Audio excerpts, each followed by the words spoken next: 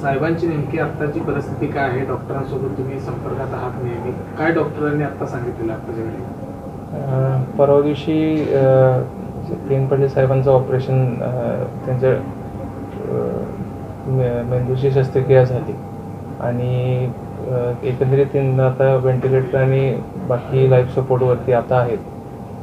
परिस्थिती आता काल जी त्यांची मेडिकल कंडिशन होती तशीच आज आहे, स्थिर आहेत, खरंच क्रिटिकल आहेत आणि बाकी त्यांना आता वैद्यकीय त्यांच्यावर उपचार चालू आहे. डॉक्टरांनी काय सांगितलं, या म्हणजे प्रकृतीमध्ये सुधारणा होते की नेमकं काय? आता आज आम्ही सकाळी डॉक्टरांचा राऊंड झाला, त्याच्यामध्ये काल सकाळी जी कंडिशन होती त्याच कंडिशनवरती आजची त्यांची